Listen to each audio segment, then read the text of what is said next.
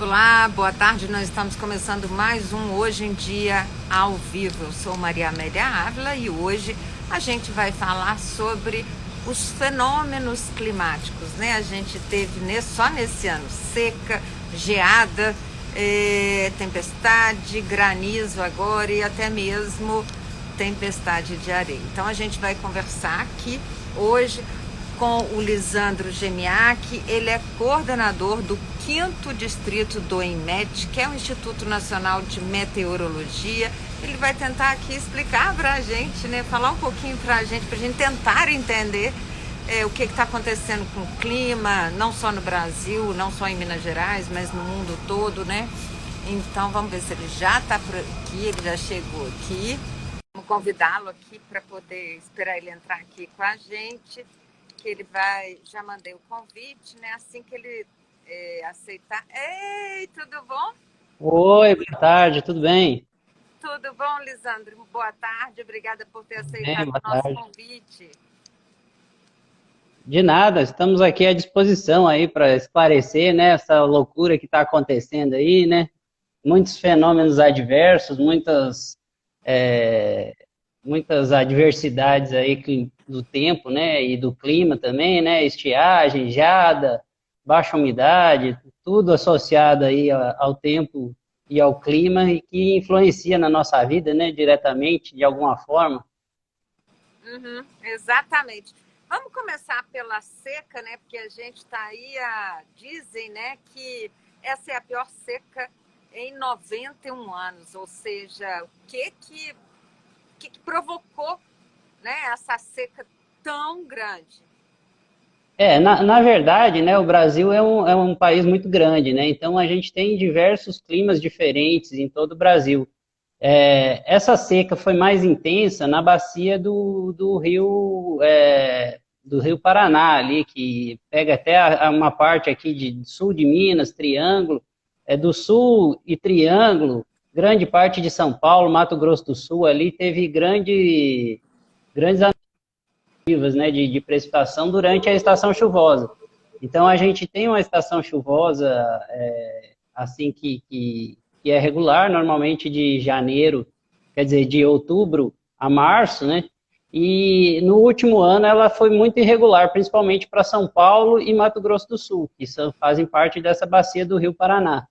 Então, essas anomalias aí, elas provocaram baixos índices dos reservatórios, né, e uma seca muito intensa. Aqui em Minas, grande parte do estado teve uma característica adversa nesse ano, que a estação seca, ela praticamente começou um mês antes.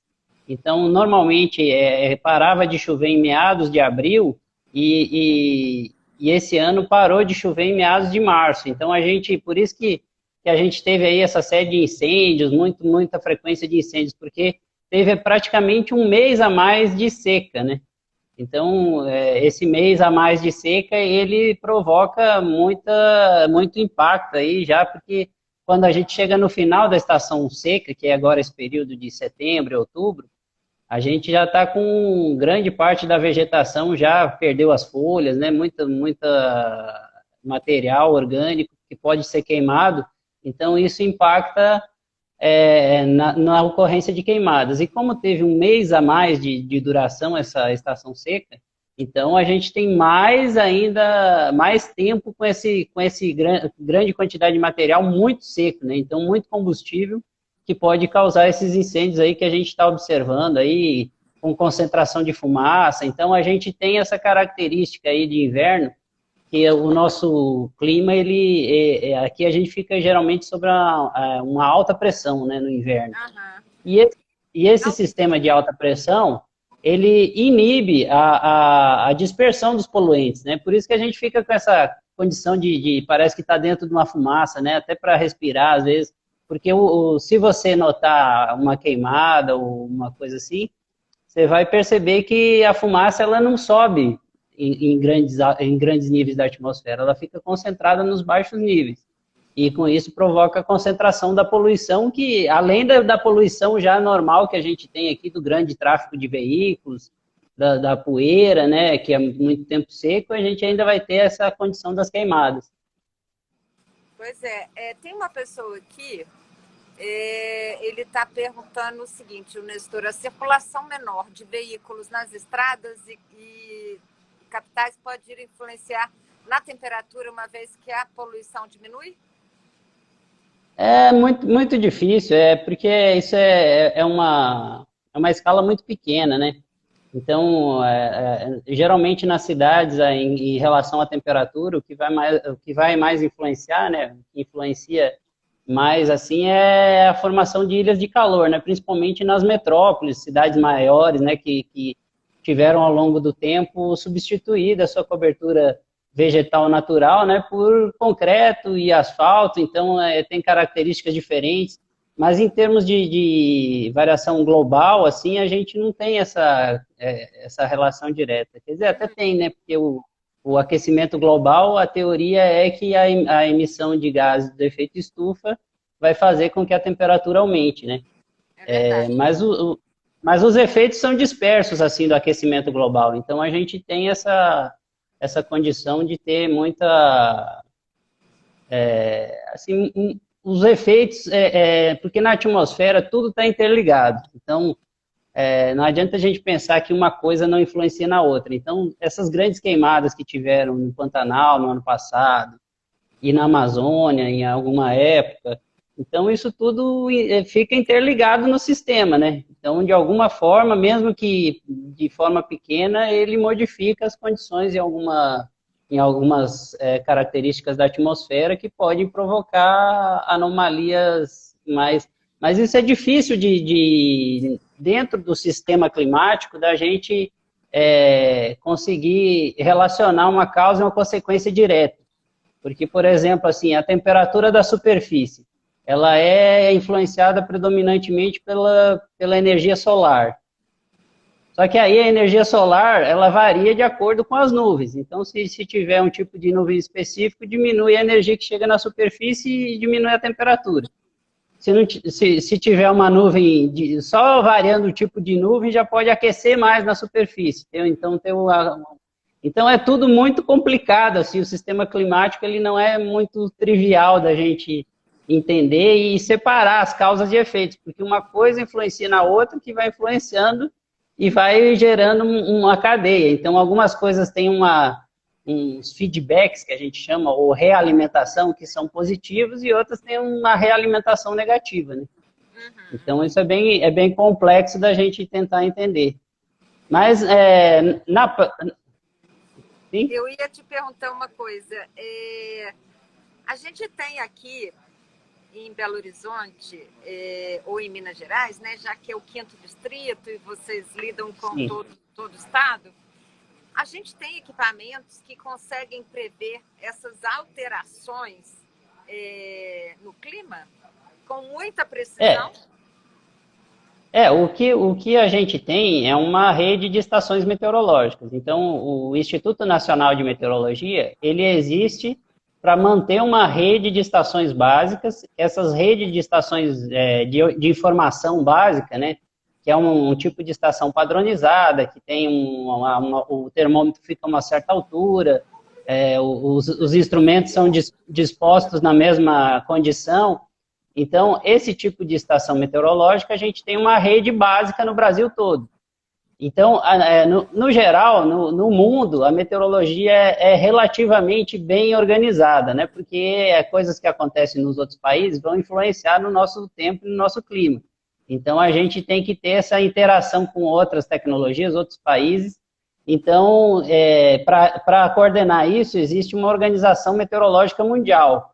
Essa organização meteorológica mundial dá as diretrizes básicas para cada país manter uma rede de observações meteorológicas. Então, essa rede ela vai dar base para a previsão do tempo. Ela é uma base para a previsão do tempo. Um produto secundário é a análise climática. Mas os modelos, tanto meteorológicos de previsão do tempo, eles têm os de previsão do tempo, eles têm uma limitação, que é um erro, assim, difícil de explicar, mas tem a ver com um erro computacional, porque são feitos milhares e milhões de cálculos. Então, qualquer errinho de simulação da atmosfera em um determinado momento, ele se propaga rapidamente, em torno aí de 7 a 10 dias, as previsões numéricas elas já não são mais confiáveis. Então, por isso que a gente não tem previsão para acima de uma semana, né? Então, porque os modelos, eles são, a partir de uma semana, eles já não correspondem mais à realidade. É verdade. Quanto ao clima, quanto à questão do clima, as previsões elas são feitas mais com base em probabilidade, né? Então, a gente fala uma probabilidade maior de ter, por exemplo, aqui nessa região, esse ano a gente tem uma probabilidade maior de ter o início, aí a primavera, um pouco mais chuvosa, né? E a gente tem a característica de ter a possibilidade, também a probabilidade maior de ter um fenômeno Laninha a partir de outubro. Então, esse fenômeno Laninha, ele provoca uma mudança, não na quantidade de chuva aqui do estado, mas na condição de formação predominante das chuvas. Então, a gente prevê que vai ter mais, mais eventos, a probabilidade é maior de ter mais eventos, aqueles da zona de convergência. Isso, aqueles da zona de convergência do Atlântico Sul, que é aquele evento que fica vários dias chovendo na mesma região, né? Que aí até é bom, né, para os reservatórios que reabastecem os lençóis freáticos, mas para recuperar os reservatórios a gente teria que ter uma estação chuvosa aí muito acima da média. Então a gente tem que esperar ainda para ver, tem que utilizar muita cautela nesse momento aí que a gente está enfrentando essa crise hídrica muito intensa aí. É verdade. Você falou sobre essa rede, sobre esse organismo internacional. E aí eu vou te perguntar uma coisa. Por exemplo, a gente tem... Ontem, a NASA ela informou que ela colocou mais um satélite aí para poder tirar fotos e o objetivo é que ele consiga, né, trazer informações, inclusive dessas mudanças climáticas. Vocês conseguem ter acesso a essas informações? Sim, a gente tem acordo lá com a NOAA, né, que é a superintendência lá dos Estados Unidos, e a gente recebe essas imagens lá em Brasília, e esses dados, né, que, na verdade, além de imagens de satélite, essa imagem bonitinha que a gente também tem uns dados que são transformados em produtos numéricos, né.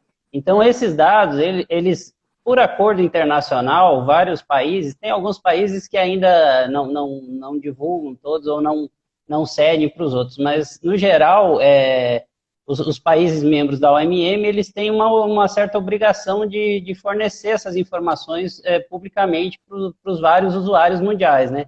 Então, a gente recebe esses dados, tanto é que o nosso modelo, o modelo numérico que a gente roda lá em Brasília, ele é um modelo que foi operacionalizado via um acordo de cooperação com o Serviço Meteorológico Alemão, né?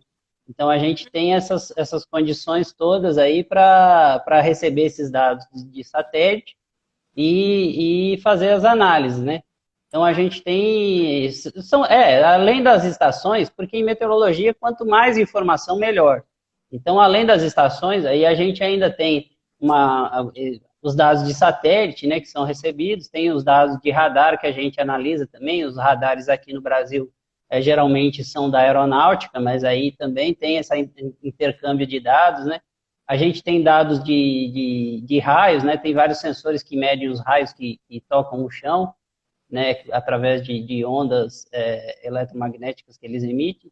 Então, a gente tem essa rede. E em meteorologia, quanto mais informação, mais assertiva é a previsão, né?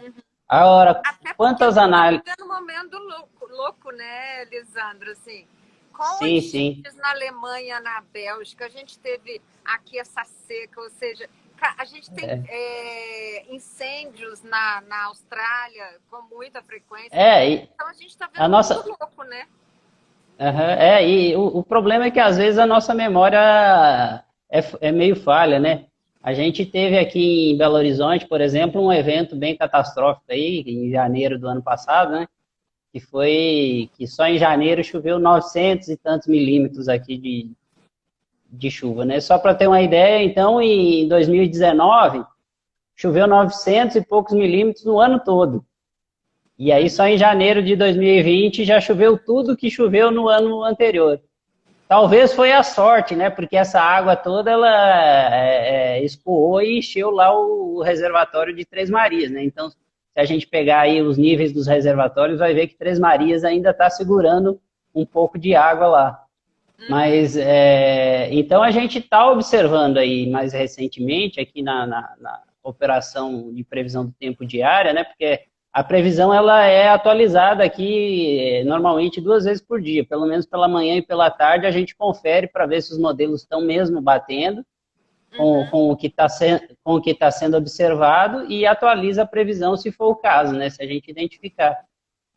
Então a gente tem notado que nos últimos anos aí o tipo de chuva aqui predominante tem mudado, a gente tem tido muito frequentemente um atraso. Que tipo de chuva que era e que tipo de chuva que tem agora? Antigamente a chuva era mais do tipo de do tipo de zona de convergência do Atlântico Sul, aquelas chuvas que ficam vários dias. Então existia mais episódios de zona de convergência, aquela chuva que fica constante, chovendo vários dias seguidos, aquele chuvisquinho, né? Sem muito raio, sem muito trovão. E que ocorria durante vários dias, então ocorriam mais episódios. Pelo menos nos últimos 10 anos, o tipo de chuva predominante que tem ocorrido aqui é aquele tipo de pancadão de fim de tarde, né? Então aí, às vezes, você pega assim, a chuva acumulada num mês, e essa chuva ocorreu em 1, 2, 3 dias, né? Então, isso é muito ruim para a agricultura e para a cidade grande também é ruim, né? Porque causa diversos transtornos, né? Aí de alagamento, queda de granizo, vendaval. Então, esses sistemas muito... queda de granizo ontem, né? A gente teve queda ontem, aí a gente teve uma nuvem de tempestade muito intensa que se desenvolveu aí no período da tarde, né? E aí essas coisas estão ficando mais frequentes, infelizmente, aí a gente está tendo uma frequência maior. Porque nos últimos anos a gente... essas chuvas dessa magnitude que traz tanto prejuízo, por exemplo, essa chuva quando cai granizo, tem como normalmente isso? O granizo ele é um fenômeno bem peculiar, porque ele é mais restrito, né? Então, geralmente, ele cai num bairro ou numa cidade, não cai na outra vizinha. Então, ele tem essa peculiaridade de ser um fenômeno bem local.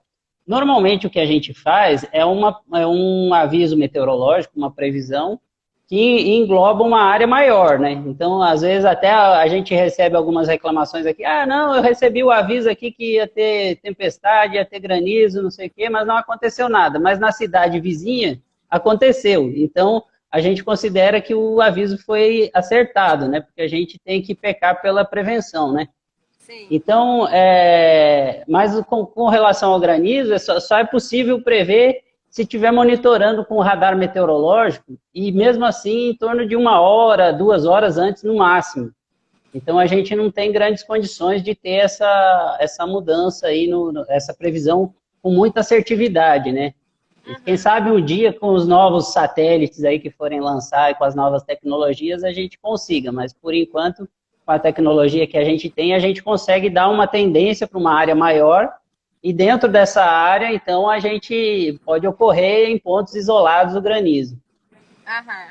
E no caso da geada, por exemplo, a gente teve agora no sul de Minas aí uma semana quase de geada e que acabou impactando, né, na cultura do café, que Minas Gerais é o maior produtor de café do país.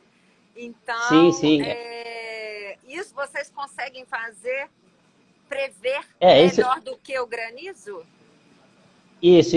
As geadas, geralmente, elas são melhor previstas, né? Porque depende do tipo de fenômeno meteorológico associado, né? Quando é um fenômeno de menor escala, como uma nuvem de tempestade específica em uma região, Então é mais complicado da gente prever.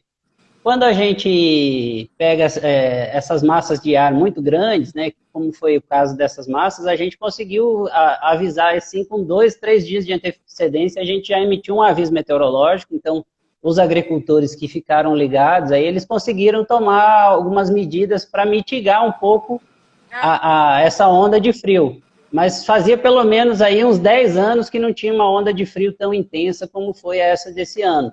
Né? Então teve geada generalizada aí, muitas áreas que nem eu falei, que há 10, 11 anos nem tinha mais sinal de geada, esse ano a gente teve geadas fortes aí e que causaram grandes estragos, né? E só por curiosidade, o ano passado a gente teve a pior onda de calor aqui no estado de toda a nossa série de dados aí, desde os anos 60 pelo menos. A gente teve a pior onda de calor aqui, com grande parte do estado aí ficando acima dos 40 graus, né? Aqui na capital chegou a 38 graus a temperatura. Pois é, e como é que vai ser essa, né, essa primavera e o verão que está chegando? Porque a gente tem visto há 2 semanas teve uma onda de calor aí que ninguém dava conta de tão quente e abafado que estava. E aí, quando a gente vê isso, a gente percebe que o número de queimadas acaba aumentando também, né? Sim. Tá tudo interligado, né? Que nem eu falei, isso aí é uma coisa que vai puxando as outras, né? O que a gente tá esperando aqui para a semana que vem, talvez tenha o avanço de uma frente já e vai causar alguma chuva aí na grande parte do estado, né? Acho que vai ficar fora só uma parte do norte, uma parte do Jequitinhonha. Então vai dar um alívio grande aí e deve causar algumas chuvas mais significativas, né? Mas outubro ainda tem a característica de ser o mês que tem as temperaturas mais altas, né? Então, possivelmente aí dentro do mês de outubro a gente ainda tem alguma onda de calor bem intensa aí que vai fazer a gente sofrer. Então, como eu falei, nos últimos anos, então a probabilidade de outubro começar a chover mais cedo em outubro tem diminuído. Então, a estação chuvosa ela tem começado mais tarde, né? Então, essa estação chuvosa, a gente tem a perspectiva aí de começar em meados de outubro, aí, mais no final, mas ainda pode ter algumas ondas de calor aí em outubro. E estabelecida mesmo a estação chuvosa só a partir de novembro, né? Uhum. E o verão a gente tem que esperar. Normalmente, o que tem ocorrido aí, ocorreu em 9 dos últimos 10 anos, é que meados de dezembro, aí, janeiro, às vezes em fevereiro, a gente tem um veranico, que é uma questão que para de chover dentro da estação chuvosa. Então a gente tem aí 15, 20, 30 dias sem chover dentro da estação chuvosa. Então faz muito calor e faz muita seca também, né? Então, para a agricultura, esse veranico é muito prejudicial, né? E aqui para a capital também, que aumenta o calor, né? Porque o que regula o calor nessa época do ano é a chuva, né? Então, se fica muito tempo sem chover, vai aquecendo e o calor fica quase que insuportável, né? Uhum. Então, a gente tem observado muito... Tem uma baixa umidade do ar também, né? A gente tem baixa umidade mais nessa época, assim, final principalmente em agosto, setembro, aí a gente tem baixos índices de umidade do ar, mas a partir do final de setembro, aí quando começam a ocorrer as primeiras chuvas, já melhora esse índice, né? Mas, assim, chuva mesmo para recarregar reservatórios, para ter algum efeito aí, só a partir de novembro mesmo. As chuvas de outubro devem ser mais para melhorar a umidade do solo e a umidade da baixa atmosfera aí, e chuva mesmo mais intensa só a partir de novembro. Uhum. E como é que você analisa essas mudanças ao longo desses anos todos? Que a gente tem visto que tem ficado mais quente, né? Tem inclusive um relatório que coloca que está 1,7 grau a mais do que em 1850, aliás. Então, isso é uma... E é tudo, né? Sim. Isso é uma média, né? Uma média dos eventos, né? Da temperatura global, né? Mas o que eu noto é que, em geral, aqui que para nós, como a gente tem um comportamento de estação seca, estação chuvosa, o que a gente se baseava antigamente era na média climatológica. Então, o que é uma média climatológica? É uma média de 30 anos.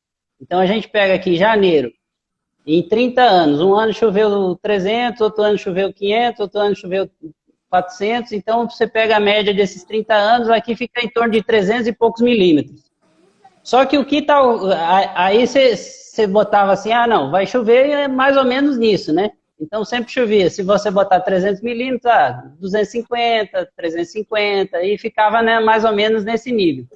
O que a gente tem observado nos últimos anos é que um ano chove 10 milímetros e outro ano chove 900 milímetros. Então, a média climatológica, ela não está sendo mais assim, uma referência para a gente. Infelizmente, embora a gente ainda se baseie nela como referência, é muito difícil de acontecer algo próximo da média. Geralmente, ou dá muito acima ou muito abaixo. Quando dá um evento na média, quase que nem na Mega Sena, né? Quase que nem acertar na Mega Sena. Então, isso prejudica, assim, a gestão de várias coisas de várias... Para a própria várias economia, áreas, que aí a gente tem várias áreas da sociedade. tudo, né? Isso, até a região de construção civil, às vezes, pô, o cara está preparado, não, vai parar de chover aqui tal dia e não para. Ou, vai chover até tal dia, se mobiliza para fazer uma coisa e não chove, né?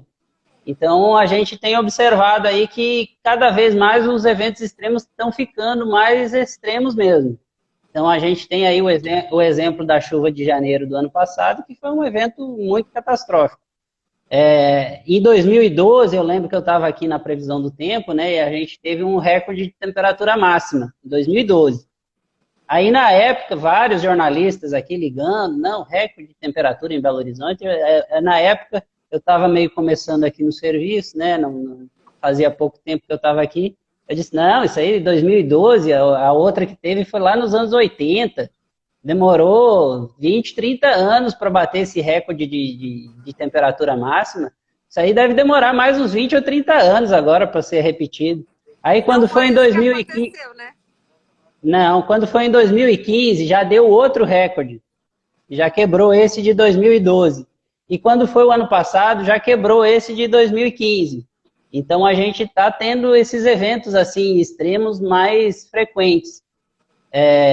Aqui, algum tempo atrás, eu fiz um levantamento de dias com baixa umidade, também aumentou muito, assim, nas últimas 2 décadas, aumentou muito os dias com umidade baixa no período da tarde, né? Então, a gente tem várias situações assim que a gente está vendo que os extremos, tanto de tempo quanto de clima, então a gente às vezes tem a extensão do período seco, então tem alguns dados aqui que a gente apresentou nessas semanas aí de primavera, que mostram que as chuvas têm diminuído realmente aqui em grande parte dessa região. Então, tem grande parte da região tem tendência a diminuir as chuvas.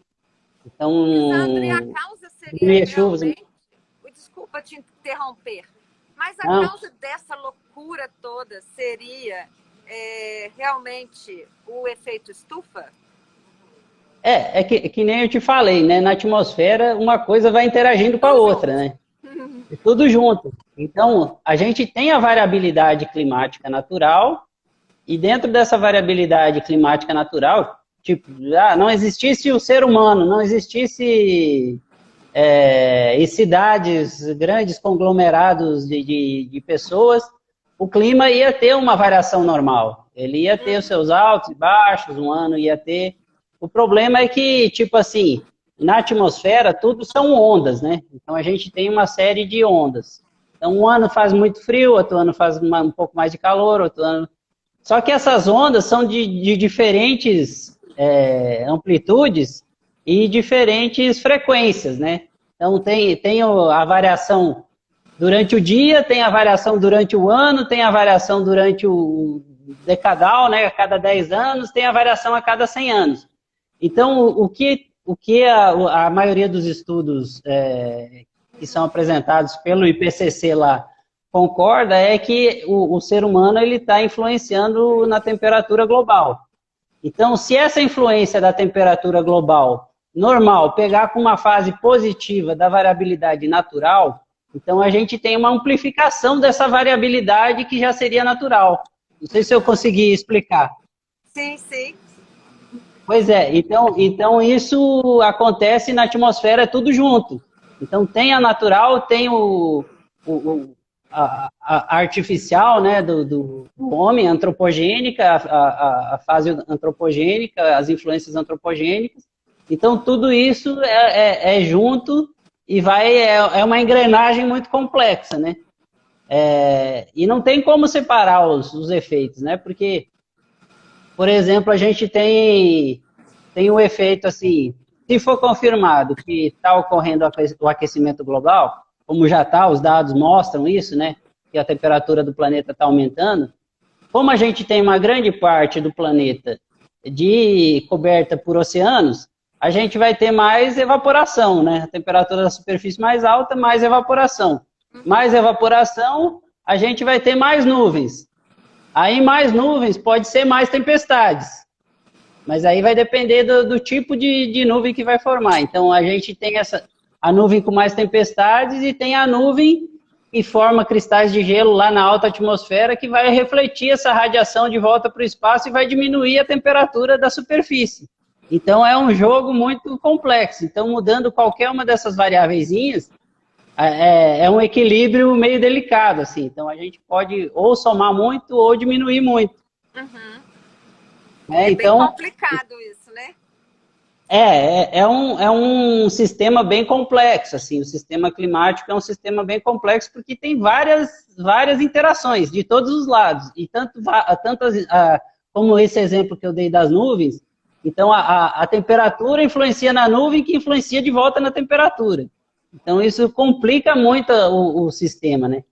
Mas os modelos que a gente tem hoje, a tecnologia que a gente tem hoje, tudo indica que esse aquecimento ele vai ser mais propício para desenvolver fenômenos mais intensos. Chuvas mais intensas, furacões mais intensos, sistemas meteorológicos mais intensos, que vão causar extremos mais prejudiciais, né, para a sociedade em geral. Então, de certa forma, aí, nos últimos 3 ou 4 anos, a gente tem observado aí em algumas regiões, né, que nem aqui em Minas, aqui em Belo Horizonte, a gente teve seca em 2014, 2015, agora seca novamente, 2020, chuva extrema, muito acima da média, então, em janeiro de 2020 choveu bem acima, foi 3 vezes a média climatológica, e aí depois no final do ano já ficou mais seco, então está tendo essas variações muito grandes. Então, a gente seguir nesse raciocínio, pode ser que 2022 comece aí com tempestades. Provavelmente, mas provavelmente a gente tem grandes chances aí, porque a estação chuvosa como um todo, geralmente vem, que nem eu falei, vem várias ondas, né? Então, às vezes vem uma frente fria e associa com a umidade que vem da Amazônia. Então, se tem muita umidade na Amazônia, favorece as chuvas aqui na nossa região. Então, está tudo interligado, não tem como separar uma coisa da outra. Uhum. Né? Então, a gente tem que torcer para que os sistemas meteorológicos sejam favoráveis a ter muita chuva na Amazônia, que vai ter muita concentração de umidade, e aí começa a evapotranspiração da floresta, e aí começa o transporte de umidade para a nossa região para nós recuperar. Mas assim, pelo menos pelo que a gente consegue prever hoje, claro que tem que ficar acompanhando aí a previsão do tempo, a previsão do clima. Qualquer coisa, acesse o nosso portal lá, portal.imet.gov.br, tem muitas informações lá, inclusive tem os dados de todas as estações do Brasil, fazer o merchan, né? E aí, tem que ficar acompanhando, mas hoje o que a gente está prevendo é uma estação da primavera aí mais ou menos dentro do normal. Então, dentro do normal, não vai recuperar a grande parte dos reservatórios. Então, para recuperar os reservatórios, esses reservatórios, eles estão nos níveis baixos aí, principalmente aqui no Rio Grande, Triângulo Mineiro ali, aquela Furnas, eles estão em níveis baixos desde 2014, 2015, que foi uma estação muito ruim de chuva também. Então, eles nunca conseguiram se recuperar.